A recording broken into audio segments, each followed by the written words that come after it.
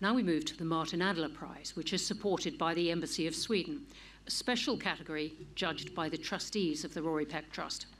It's a bit different from the other awards in that it specifically highlights the dedication and talent of local freelancers. The Martin Adler Prize honours those local freelancers or field producers working in any medium whose work with international media outlets has made a significant contribution to news gathering, either through a single story or through a body of work. In a few moments, we're going to reveal this year's winner, but before we do, let's find out more about the three finalists this year. They are Sankit Jain from India, Amir Khan, also from India, and Evelina Ryabenka from Ukraine. Sankit Jain is a journalist and documentary photographer based in India's Maharashtra state. He's been extensively reporting on climate change, mental health issues, the agrarian crisis, vanishing livelihoods, and a wide spectrum of subjects. Let's hear more about him. Sankit Jain's entry was an education in rural India. He is a born storyteller, and he drew you into his stories immediately with powerful openings, highly personalized stories. I felt that I learned much more about India than I'd ever known before, just from these three pieces, which talked about aspects of rural life, aspects of agricultural life, and how mental health was being impacted by the changes that climate change has caused for the agricultural workers. His photography, I thought, was outstanding to accompany a really interesting piece. It really gave a lot of flavour and a lot of depth, and it brought to life the sort of everyday struggles of people there. A lot has been written about the effects of climate change and how that affects the society within which people operate. But there is a psychological toll that is the effect of having to uproot yourself, having to find a new area to live, having to deal with this change in the environment that is around you. And that psychological impact is something that I think is important to reflect on, and I think he did that in his piece. India is a very tricky place to report on at the moment, and I think the rural nature of his stories really stood out, but it's a sensitivity to, almost a sensitivity of a photographer he has to detail, unlocking really stories that you might think are away from the centre of power, away from the centre of gravity, but it's really beautifully written, beautifully observed, and really important for someone like myself who doesn't know much about India to sort of understand the dynamics and the power struggles that are going on a sort of micro level outside the major cities. It's impossible, I think, to overstate the difficulties of being a journalist in Kashmir. And India is rapidly on a road from being the world's biggest democracy to being an authoritarian regime that is hostile to journalists. And his courage in tackling some of those difficult stories in some of the most difficult places in India was what stood out for me.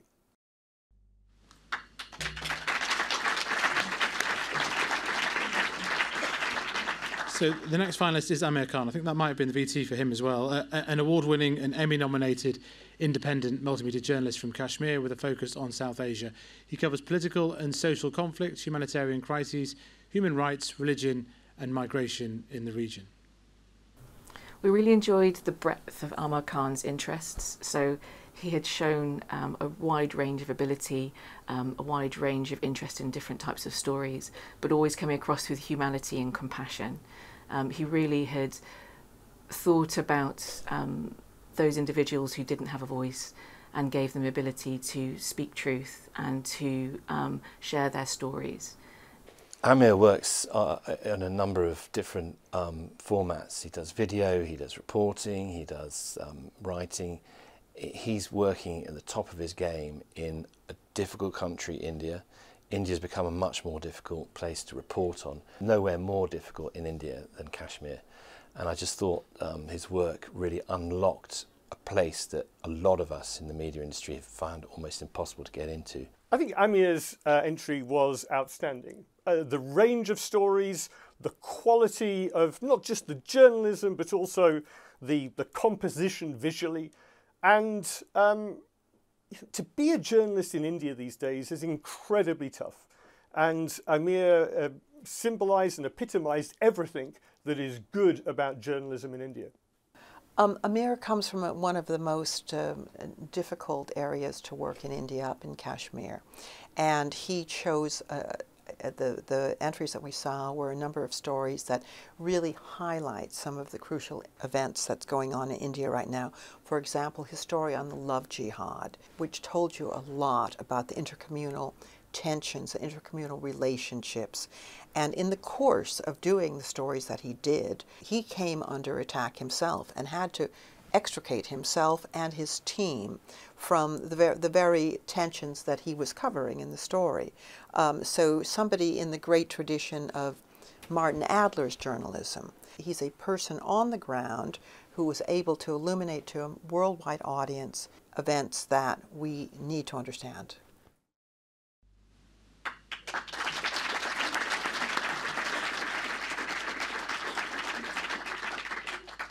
Our third finalist in this category is Evelinka Ryabenka, an independent journalist from Ukraine who has been working closely with the New York Times.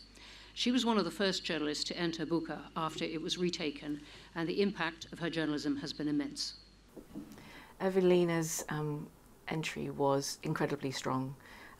It's clear that she brokered some incredible access to some very difficult places, which really made a difference to the journalism. And impact-wise, this piece went global. It's difficult sometimes for the fixers to be acknowledged, because it's not necessarily obviously their work that's on screen. Yet they're the people who are planning the story, they're getting the access, sorting out the interviewees, although they may not be putting the report together. Without them, you wouldn't have the report. I think this particular entry managed to sort of get all that across. And also it was the range of subjects that I thought was quite interesting, particularly access for the Battle of Bakhmut, which is one of the most dreadful encounters of the Ukraine war. And as a result of the outlet with which she's working, it has influence. Evelina stepped into this position of working with the New York Times, and she didn't necessarily come from a journalistic background, a very lengthy journalistic background. Obviously, she opened doors for them. She's a people person. She suggested stories with a tremendous impact. I think the New York Times has been almost above all other peers in the amount of commitment and the stories they've got out of Ukraine. They've put it on the front page more than any other newspaper, I think, and they've really shown that this is the world's most important conflict, and it's being reported in probably the world's most important country still. I think the fact that she's a freelancer Ukrainian and is suffering the war as other Ukrainians, but still reporting and doing her work to this high standard was really worthy of praise and of recognition. Well, working as a freelance for the New York Times, Evelina's journalism has real impact. In terms of decision makers in Washington, it's her journalism that's going to decide whether the United States continues to back Ukraine in the way that it has, or whether, as some fear, support drains away from Ukraine's cause in Washington.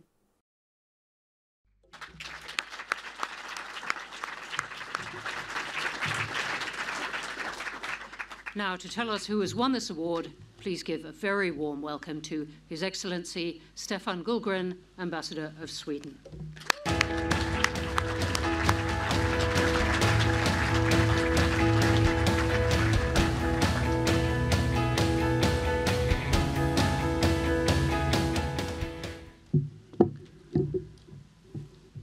Thank you very much for this introduction. Ladies and gentlemen, good evening. It is a great honor to be invited to this event and to this stage, and to be entrusted with the task of presenting the winner of the Martin Adler Prize 2023. I wish to express my gratitude to the Rory Peck Trust for this privilege, and it also offers me an opportunity to reiterate how much the Embassy of Sweden values our partnership with the Rory Peck Trust and the honor to be associated with the Martin Adler Prize. Now, before I will perform the task for which I've been invited, I wouldn't be a diplomat if I didn't take this opportunity to offer some general remarks, so I hope you will bear with me. We live, as we all know, in challenging times. War and conflict are not new to human existence, but even when they happen in other parts of the world, their impact often feels immediate on our daily lives. One reason is that our world has become smaller as a result of the internet and the phenomenon called globalization. Events may be local by origin, but their consequences nowadays often reach far beyond regional and even national borders. We also live in an age of strong emotions. Their effect is amplified by the easiness with which they can be channeled through social media and reach large numbers of people in a very short time, and with little apparent sense of responsibility among those who wish to express their feelings in such a way. Add to that a tendency of deepening polarization of our societies, where we seem to find it much easier to disagree with one another and find faults with each other than to try to see common ground and purpose through civilized discourse based on mutual respect. The sum effect of all these factors can easily lead one to despair. The more important, then, that we ensure an open space where views and opinions can meet and be challenged, and that we maintain strong safeguards for our right as free human beings to give expression to such views and opinions. Key among such rights is the freedom of expression, and by implication, the freedom of the media. We should know by now that this freedom can never be taken for granted. It needs to be defended every day and not just in lofty speeches like this. Its role goes well beyond the right to spread information and express an opinion. Without the right to hold those in power to account and demand transparency on how and on what grounds decisions taken on our behalf are made, the democratic system as we know it cannot be maintained over time.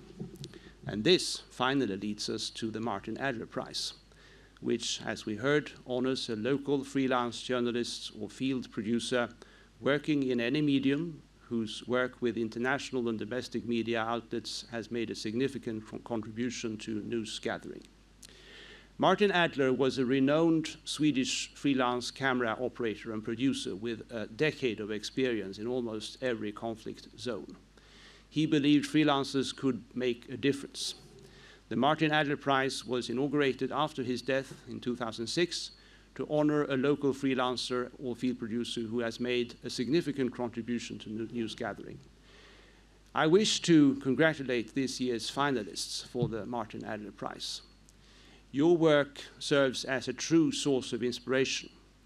Thank you for your courage and for everything that you do for all of us in your daily work. Since every prize must have a winner, it is now my great honor to reveal that the jury has decided to declare the winner of this year's Martin Adler Prize to be, and here comes it, Adler Khan.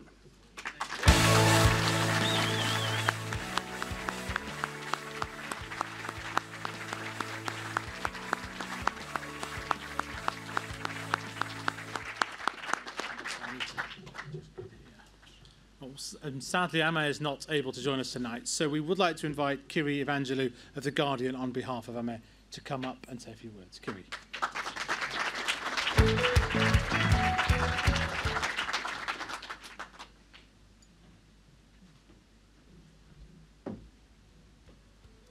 Thank you very much. Thank you. Evening. It's somewhat bittersweet to be accepting this award on Amma's behalf. Sweet because I'm immensely proud that his work has been recognised by Rory Peck, but obviously bitter because he can't be here himself to accept the award. I know he'd love to be here in person, but like many other Kashmiri journalists, he's unable to leave India at the moment. He applied for a passport more than 2 years ago, and that application sits languishing on a government desk somewhere with the words "not recommended" stamped across it. and sadly this story is all too familiar for Indian journalists who dare to expose the government's shortcomings. Since the BJP government came into power in 2014, there's been a relentless assault on press freedom. Journalists are arrested on dubious charges, and critics face systematic targeting. Despite the risk, Amir has not wavered, and his bravery is reflected in the films we've collaborated on together. In 2020, during the peak of the COVID pandemic, Amir shot and directed a film that exposed the vulnerabilities of India's healthcare system. In 2022, we collaborated on a film that shed light on brutal attacks by Hindu nationalist groups on inter-ethnic couples. And most recently this year, we embarked on a project to reveal the devastating effects of climate change and child trafficking in the Sundarbans.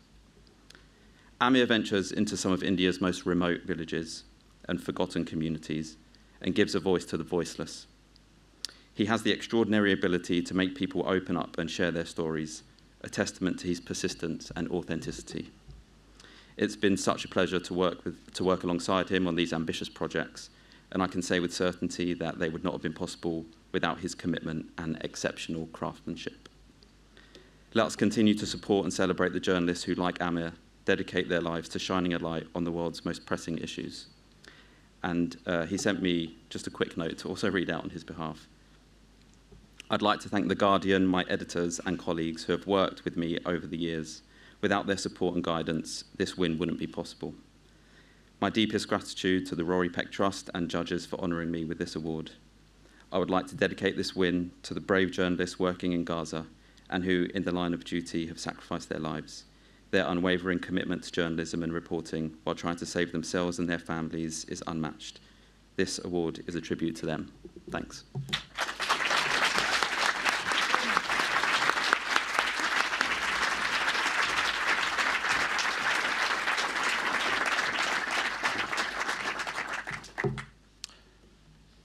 So, congratulations again to Amir, and we're sorry you couldn't be here with us tonight. Now, please welcome to the stage our other outstanding finalists, Sankit and Evelina.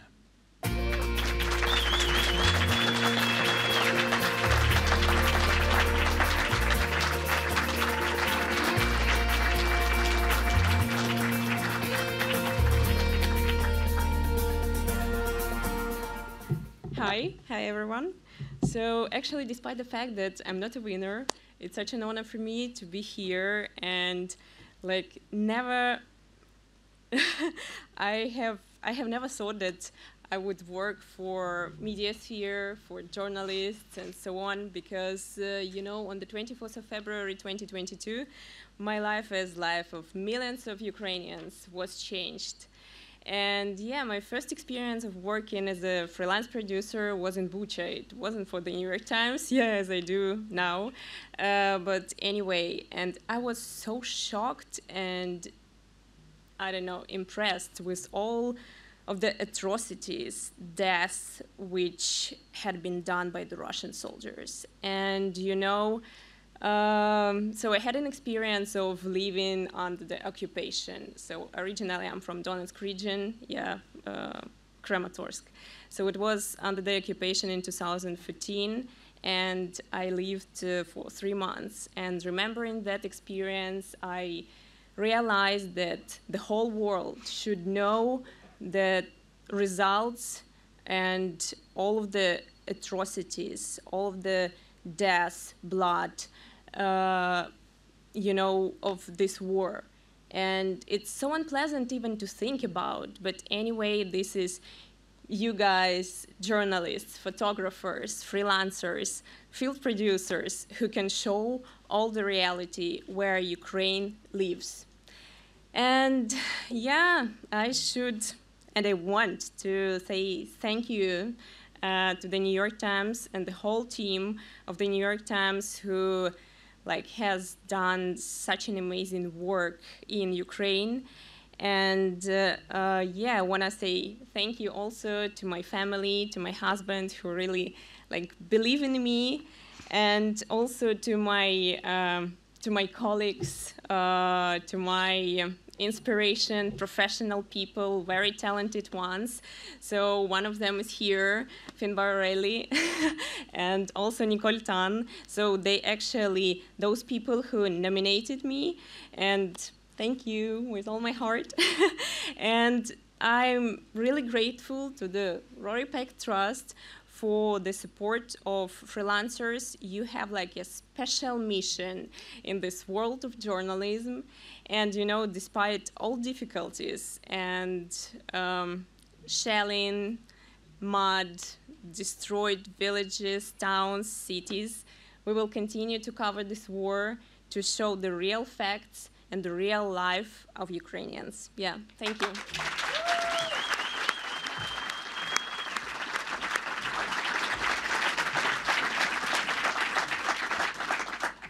Good evening.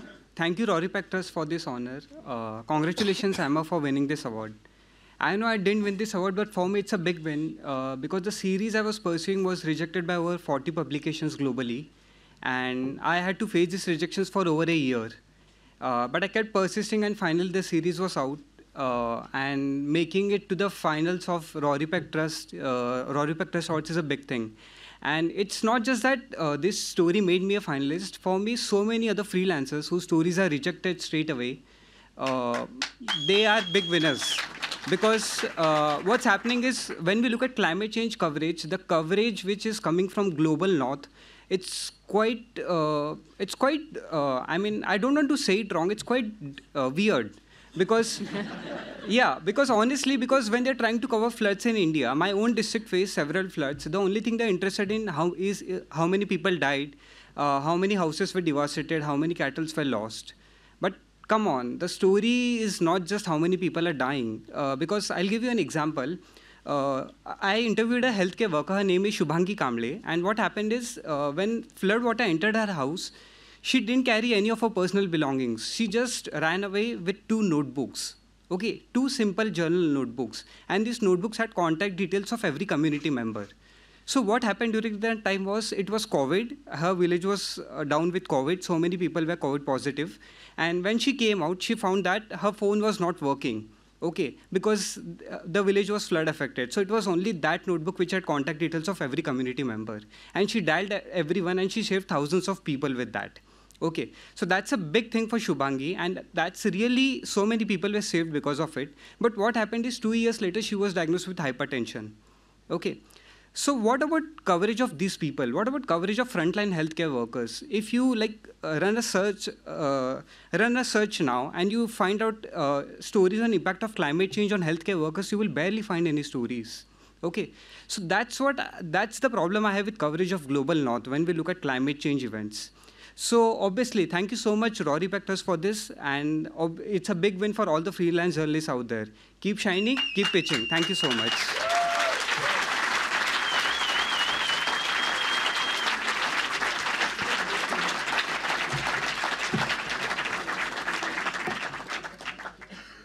Thank you to the Ambassador, Stefan Gulgurin, and to the Swedish Embassy for kindly supporting this prize.